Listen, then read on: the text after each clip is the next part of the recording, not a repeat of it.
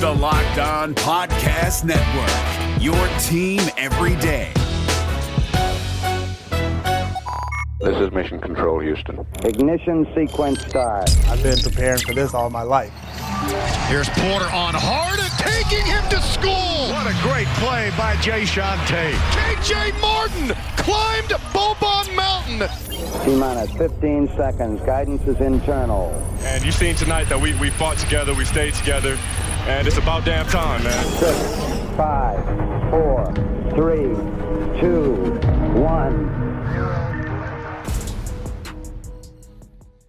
What's up, and welcome to another episode of Locked On Rockets, the best and only daily podcast covering your Houston Rockets. As always, I am your host, Jackson Gatlin, native Houstonian and partner at Apollo Media. Be sure to follow along on Twitter at JT Gatlin, the show, of course, at Locked On Rockets, as well as at Apollo HOU. If you enjoy what we do here at Locked On Rockets, do me a huge favor, hit the subscribe button at our brand new YouTube channel, hit subscribe wherever you listen to your podcast, be it Apple, Spotify, Google. We would sincerely appreciate it. Now, I have to preface that we will be joined by one Alykhan Bijani after a 3-week recess. He will be back joining us on the show. Going to be talking a lot of stuff, kind of expectations for Summer League, all that good stuff. And we're going to get there in just a moment. But I have to say, we had to I have to re-record this first segment of the show because Alykhan and I actually spent the first segment of our show talking about Kelly Oubre Jr. and his fit as a potential Houston Rocket. And then as soon as we finished recording, it was like 45 minutes later, Shams Charania broke the news that Kelly Oubre has agreed to a 2-year, $26 million deal with the Charlotte Hornets. So regrettably, that entire first segment is now trash because it doesn't matter anymore. The fit doesn't matter with the Rockets. All of that. So instead, I'm re-recording this first segment, and I will say that, and this is going to be a very short and sweet, kind of replacement first segment, but I will say that I am leaning slightly more, because I did mention Justice Winslow as a potential free agency target, kind of a low-risk, high-reward guy that the Rockets might want to take a look at. And not only that, but we saw him at an Astros game the other day, rocking Astros gear, and then he had a banging trash cans, like sign, inflatable, whatever. I don't know exactly what it was, but making fun of the fans who make fun of the Astros for being cheaters. And Ben Dubose shared the photo on Twitter. It did the rounds. It was great. And maybe he's trying to earn a contract with the Rockets, right? Trying to earn a little bit of that rep amongst Houston fans. So maybe Justice Winslow is the guy right now. I mean, it was a fun little moment, and I already kind of went over the reasons for Justice Winslow, why I think he'd be an interesting fit on the wing for the Rockets. But with that, I do want to get to our content with Alykhan, so we're going to get there in just one moment.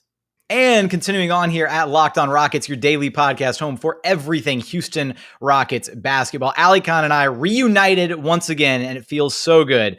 Now, Alykhan, we saw a little bit of practice footage. The Rockets finally throwing us a breadcrumb of some footage of the rookies practicing. And in that, we saw some jersey numbers. And that's been kind of the kicker, where everybody's been debating what jersey number is Jalen Green going to wear.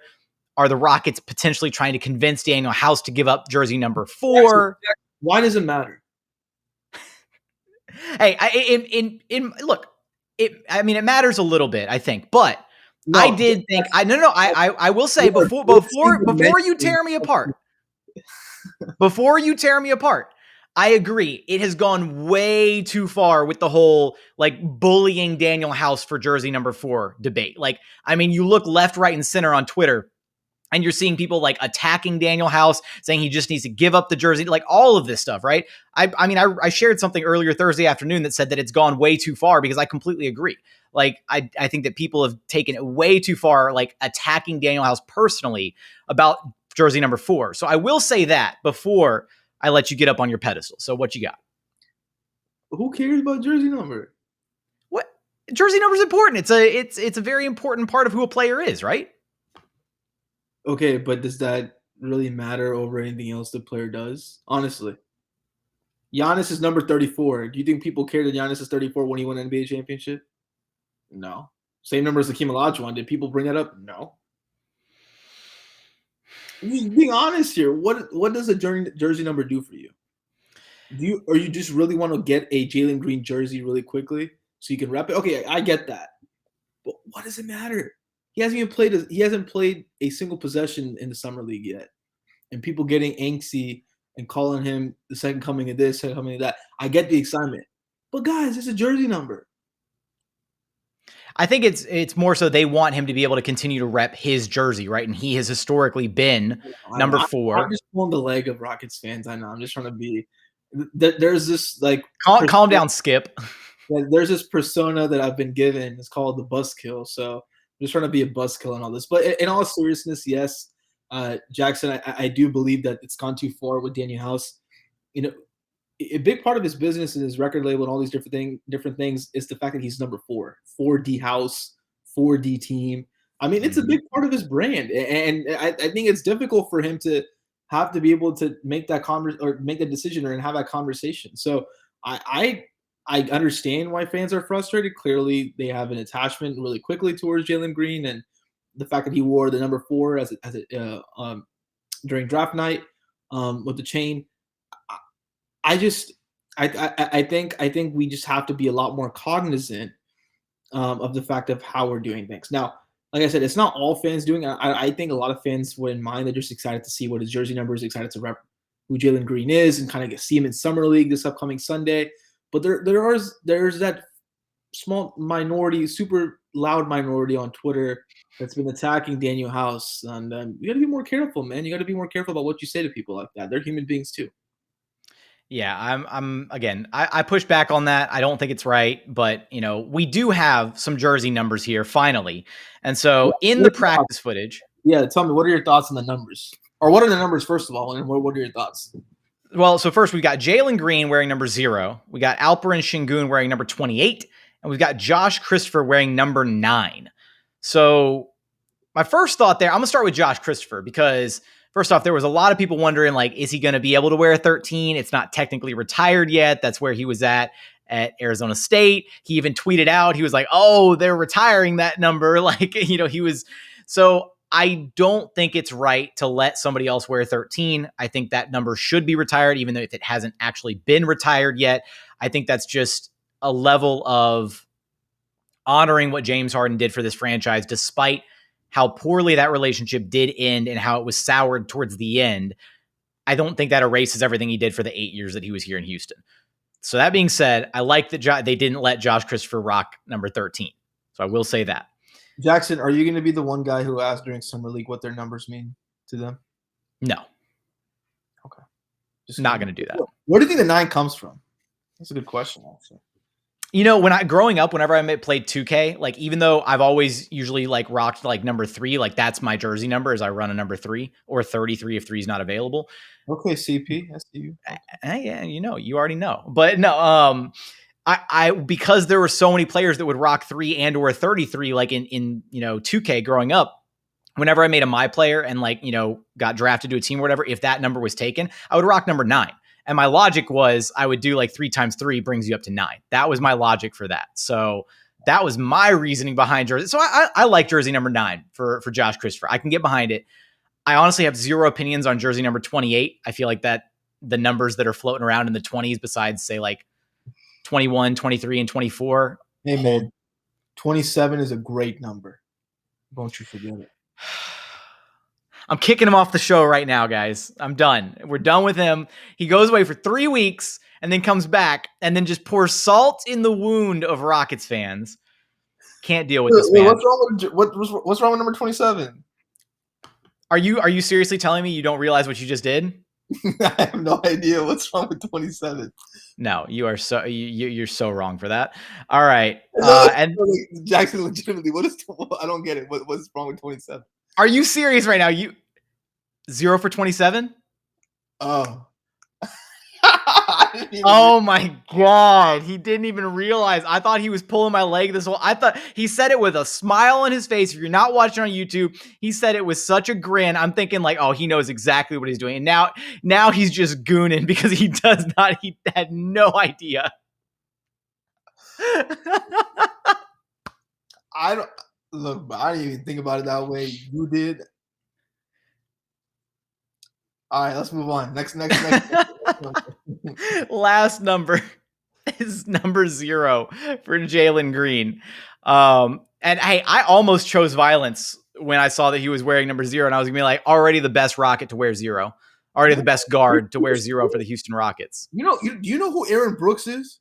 I do, but that's not the guy that I was choosing violence towards. So, Okay. Speaking of, I want to run this. So first off, how do you feel about number 0? I personally like it. I feel like 0 is like, it's a solid number to default to if you can't get your desired number 4. You know who was number 0 last year? No, can you remind me? No, I want you to remind yourself. One Russell Westbrook. There we go. Sterling Brown. Oh, you know what? Time is an illusion. You're saying last year. I'm like, oh, well, Russ and James, and God, that was 2 years ago. That's killing me, man. Oh, you were thinking of Russ. We're on different wavelengths today. See, I'm thinking about the wholesome content. You're thinking about the creating a mass argument among Rockets fans content. I'm just trying to have some good, all right, honest conversation. You know what? Here, well, then with that, we're gonna have a good, honest little quiz here. I want to see how many other Rockets players who have worn number 0 that you can name right now. And the best part is, if you open your laptop to a like Google Chrome tab, I'll see it glow on your face, so you can't even cheat right now. So we've already named 3. We got Aaron Brooks, we got Russell Westbrook, and we got Sterling Brown. That's 3 Rockets. Can you name any other Houston Rockets players that have worn the number 0? Can I phone a Google? No, you cannot phone a Google. I have no idea. It's been 11 total players. Yo, I have absolutely no idea. No idea, none whatsoever. You're not even going to take a stab in the dark. It doesn't matter to me. Yeah, honestly, I have no idea who wore jersey number 0. I really don't. Besides Westbrook, Aaron Brooks, and now unofficially without the Summer League roster given out, Jalen Green. Speaking of, that's the other part, is we don't even know if these jersey numbers are real. That's the hard part, right? Is they could be just practice jerseys. Yeah, exactly. I would caution Rockets fans. Game starts Sunday. Probably going to release the roster either tomorrow. I'm sorry, either Friday or Saturday. And so we'll find out then what the jersey numbers are. But just stay tuned. Just wait until it's official. Don't make any fake jerseys. Don't put any orders in until you. I know you guys are excited for Jalen Green jerseys, but you got to wait a little bit. Just make sure it's legit. I don't want you guys getting the wrong jersey number and then regret. No, we don't want another Orchids jersey mistake. No, don't hit DH gate just yet. Just hold off. Shout out Taylor. Yeah, shout out Taylor. All right, well, coming up, we want to talk about some of our expectations for Summer League in just a moment after a quick message from our friends over at Built Bar. Because look, if you've never had a protein bar that you actually have enjoyed, you got to check out Built Bar. They are the best protein bars on the market. So many amazing flavors to choose from: raspberry, salted caramel, double chocolate, coconut brownie chunk, my personal favorite. Can't go wrong with a single bar on their menu. Every single Built Bar is low cal, low sugar, high protein, high fiber. Great if you're on a keto diet. Great if you're trying to lose weight. Just great in general, right? Because these protein bars, they're basically candy bars that are jam-packed with protein. So visit BuiltBar.com and use promo code LOCKED15 to get 15% off your very next order. Again, that's promo code LOCKED15 for 15% off at BuiltBar.com. And final segment here at Locked On Rockets, your daily podcast home for everything Houston Rockets basketball. We are done derailing the show for now, and now we're going to get into some expectations for Summer League. Now, Alykhan, I'm going into Summer League. This is honestly, this is the first. It's been years since I've cared about Summer League for the Rockets. It's been probably at least 5 years. Yeah, what the Summer League rosters, man? I'm not going to lie, they have. But the problem is, right, over the last 4 or 5 years, right, is, there has never been an expectation that there would be significant playing time for, rookies, younger players. So it's not just, there was no reason for me, at least, and I feel for many others, to get invested in Summer League the way that it feels like everybody's getting invested this time around. The same way that we got invested in watching Kevin Porter Jr. in the G League. KJ Martin and Kevin Porter Jr. playing. We were more excited for G League games than we were for actual Rockets games at points this past season. Yeah, that was when we were at a low point. I think, when you're looking at Summer League, especially this upcoming Summer League for the Rockets, you're going to see a lot of things that I believe will translate to the NBA level. The reason why I say that is because the way the Rockets like to not only do the G League but also Summer League is build a foundation through the principles of the offense and go from there. This will actually be our first look, besides Steven Sal's coaching, an actual first look at what the Rockets like in their offense, and kind of looking at just more of a foundational level to see how these different players fit in. So I know we're talking about expectations here. One that I'm actually really curious about, and I know we talked about this earlier in the show, Jackson, but there's a lot of guards in this team. You have Jalen Green, you're gonna have Josh Christopher, you're gonna have Armani Brooks, and you're gonna have a guy like KJ Martin, Anthony Lamb, Sengun. I'm interested in the lineup that features Green, Brooks, Christopher, Martin, and Sengun, and see how well they play with each other. Martin, I feel like at the NBA level, is going to get a lot more time at the three, especially in lineups where Tice and Wood play together. But he needs to be able to find a good, solid foundation at the four. If KJ can do that, he's going to get a lot more playing time this season. And so because of that lineup where you have Sengun at the five to see how well he plays, can he spell a guy like Christian Wood or Daniel Tice at the five, as at the third big, or just as a four as well? That's going to be interesting to see. Then also just to see how well Jalen Green plays in an offense that has multiple ball handlers, the same way he's going to be playing in Houston. Starting lineups may be different, but the closing lineup, you bet, will have likely 3 ball handlers on the court for the Rockets this season as well. So it'll give us a good indication of kind of where Jalen Green is at whenever he's playing with other people, other dominant ball handlers as well.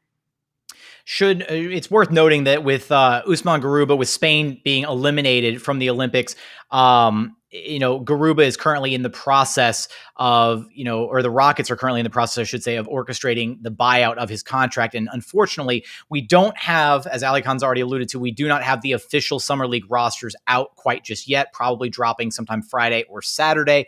And at this point, with no news yet of the buyout with Garuba, gaining traction, I would be hard pressed to imagine he's going to make it in time for Summer League. I can't really see it at this point. I don't know if he, misses the first couple games and if they speed through the process and they get him back here for the final couple games, but I wouldn't hold your breath waiting for Usman Garuba to play in Summer League with the Rockets. But that being said, there's still, the 3 other rookies to be really excited about. And right now, a general kind of rundown of the prospective Summer League roster. We've got Jalen Green, Josh Christopher, Alperen Sengun, Kyrie Thomas, KJ Martin, Armani Brooks, Anthony Lamb, Jalen Tate, brother of Jae'Sean Tate, and then Matthew Hurt. So that's more than likely a majority of the Rockets Summer League roster. There may be a couple more names thrown in there on the official list, but of that roster that you kind of rolled out, Alykhan, a moment ago, that 5-man lineup that you were really interested in seeing, it struck me Jalen Green is probably going to be the primary ball handler, I think, they want him to get more reps in pick and roll. They do. Yeah. And I think this is something the Rockets want. This is something scouts across the NBA have discussed this. You've seen in the pre-draft analysis, not just from myself, but from others as well, where we've noted the fact that Jalen needs just more reps in pick and roll. He's not to say he's not a good pick and roll player. The more he sees, the better and more comfortable he'll be in that ball handler role in terms of playmaking as well as scoring. He can create space. That's never the problem.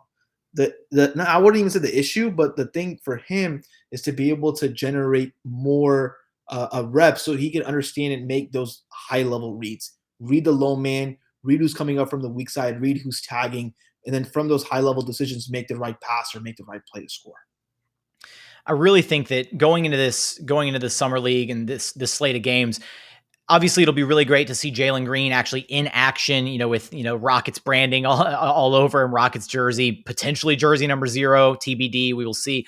But I really think that going into Summer League, it's going to be so important for 2 guys, and it's 2 guys that are kind of potentially battling to keep their spots on the roster, and that's going to be Kyrie Thomas and Armani Brooks specifically, because Kyrie Thomas under contract, but it's not a fully guaranteed contract. So if the Rockets feel that there might be a player out there that they might be able to add via sign and trade or just via their non-taxpayer MLE in some capacity, they could easily waive Kyrie Thomas. And so he's a guy that if he doesn't, look to have a really good Summer League, then maybe the Rockets think twice about bringing him back this upcoming season. And then Armani Brooks, even though they've extended the qualifying offer to him, making him a restricted free agent, he's a guy that shooting is a commodity in the NBA, and I feel like some team out there would likely come along and offer him potentially an NBA deal past just another two-way contract, which right now, that's all the Rockets have space to offer him because they're capped out on their 15-man roster at this current moment. So I think that this summer league is going to be huge for Kyrie Thomas and Armani Brooks, respectively, in either Kyrie's potential to stay on the roster or Armani's potential to break into the roster if he has a really impressive summer league and they think, oh, well, maybe we should bring Armani back instead of Kyrie or something to that effect.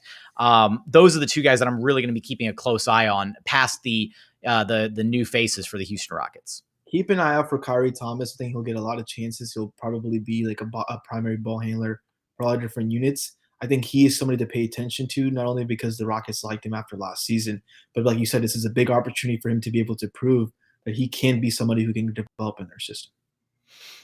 Anything else that you're keeping an eye on going into the summer league game, Alykhan? Yeah, just a couple quick thoughts. I'm curious to see when they release the roster, who also is coaching the roster. We know that Mahmoud Abdel Fattah is the coach with the G League team, but this will be a good indication, kind of, are they going to rely on him, or is there a guy on the current Rockets bench, Will Weaver, or somebody else who they're going to rely on to be able to coach the summer league team? I think I just want to interject very quickly here because I don't remember the exact source of it, but I do remember Chris White on Twitter at Firebear, who is great about aggregating reports and stuff, all throughout the week, especially concerning the Houston Rockets. I do vaguely remember him tweeting or sharing something about seeing something about potentially Will Weaver being the summer league coach for the Rockets, but I cannot remember the source on that, so I do not want to say with 100% certainty. But if I'm going to pick one kind of out of the dark, I would say I'm probably leaning towards Will Weaver because of that. And I think it just, Will Weaver makes sense to be a good summer league coach for the team. So Will works a lot with those young wings and guards. And so it would make a lot of sense as well. Now that's one thing. You just kind of pay attention to who they bring on and kind of what system they establish with these young guys. When I say system, guys, I'm not saying that what is the offense, what is the defense. We know we have an idea based off of last season. But system is the fact that you have all these young rookies that you have on the summer league team. Potentially, you're going to have 3, potentially 4. What is their strategy for ramping up their reps? How are you putting them? What roles are you putting them in? How are you allowing them to get game film in so you can work with them, not just during the summer league, but after the summer league, heading into preseason on things they have to continue to improve upon? That's what I'm going to look at, that plan. Just that action plan to see what are we going to do with each individual player to make sure they're successful. For me, that's probably going to be the most important thing for summer league. I know people will care about the highlights and kind of they're going to measure, how many this, how many that. But look at the roles they're playing. Look at who they're defending. Look at what spot of the floor, what position they're defending. Look at all these different things, and you get a better sense of not only what the Rockets envision from these players, but also where they feel like, at least early on, they're going to be the most comfortable, so the Rockets will likely put them in that position come the regular season. I love it. I love the insight. Now, Alykhan, before we get out of here, I'm going to make you predict Jalen Green's stat line. Go. We're gonna both throw up a couple of predictions for just the opening night, first summer league game against Point Unicorn Evan Mobley, who also Cavaliers released a video on Thursday, and he looked good. So you guys know how I feel. You're not earning any brownie points. Stop it. I think Jalen scores probably like 15, maybe 10 to 15 points, 3 or 4 assists, 1 steal, 2 steals, 2 or 3 rebounds. Very simple stat line. I'm going 21 points, 5 assists, 4 boards, 2 steals. Oh, you going up there? You're going past 20. Okay, we'll see what happens. 21-5-4-2. That's my official stat line prediction. If you've got a prediction, drop it in the comments on the YouTube section. Do that, or just reply to the tweet on social media, all that good stuff. But Alykhan, it was great to finally have you back. I look forward to seeing you again in about 3 weeks. Okay. Well, I'll see you next week for summer league. We got to recap what happens in the first few games of summer league. Yeah, that's gonna be a total blast. And I think coming around the corner, we're gonna get. Are we getting one Biggie Velvet on this podcast here soon? Sources close to the situation tell me that Alykhan, Bijani, and Kelly Iko are planning to do a Locked On Rockets session with one Jackson Gatlin during summer league. I can't wait for people to misaggregate that information. It's going to be all kinds of fun. Alykhan, always a pleasure to have you on the show. Thanks for stopping by and making it back for this one.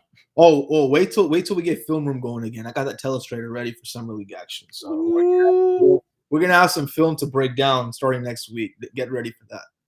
Love that. That's going to be great. For today's episode, though, that is going to do it. As always, thank you so much for watching, for listening, whether it's on YouTube, whether it's Apple, Spotify, Google, wherever you listen to your podcast, the brand new Odyssey app. Thank you for watching. Thank you for listening. And we look forward to having you back right here at Locked On Rockets, your daily podcast home for everything Houston Rockets basketball.